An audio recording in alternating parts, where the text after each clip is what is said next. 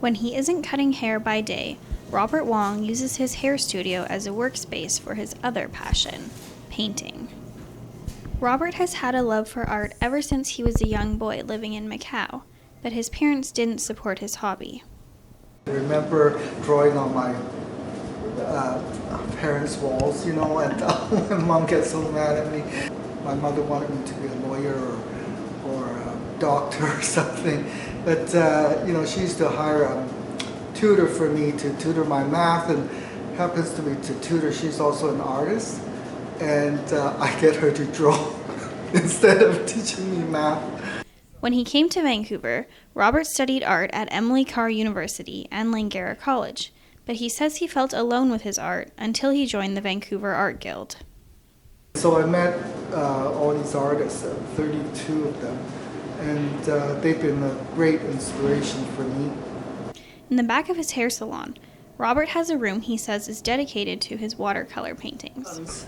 So you have to put it on a flat surface, but I usually do tilt it a little bit just to control the flow of the water. The back room also houses one of Robert's favorite creations. It has a lot of movement to it. This is actually one of my first oil that I've done. It has a feeling of height of the tree, and you can feel the wind blowing at the branches, a lot of movement to this painting. According to a recent survey, Robert is one of about 24,000 working artists in BC, the province with the most working artists in Canada. I would think maybe Toronto or Montreal have more artists that are self-sufficient, that they can support themselves through their work. But I'm actually surprised, for BC. Robert is like many artists in that his craft is his side job, since selling his paintings would not be enough to live off of. A full-time artist, you have to be well-known, so it's difficult to be an artist. But not all artists in BC are surprised by the statistics. Artist Marsie Alvarado, who works in New Westminster's River Market, said she works with artists every single day. She makes women's bags, clothing, and accessories as her full-time job, and she says a city like New West makes it possible. I think it's the community feel. Everyone's very supportive here, especially along the quay. The River Market offers mainly food vendors, but Marsie's shop has gained a good amount of loyal customers, including Sue King.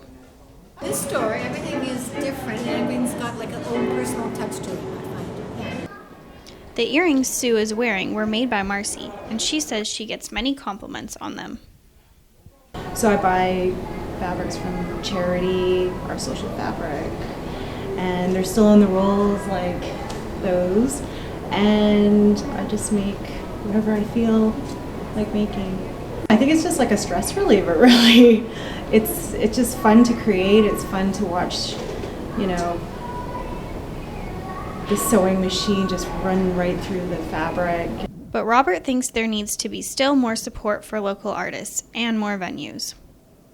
Maybe when I retire, I would move somewhere else and do my artwork. But right now, my business is here, so it's not that easy to just pick up roots and move somewhere. Yeah. So for now, Robert will continue to be one of BC's many artists, painting in his free time in his hair studio with his furry companion by his side.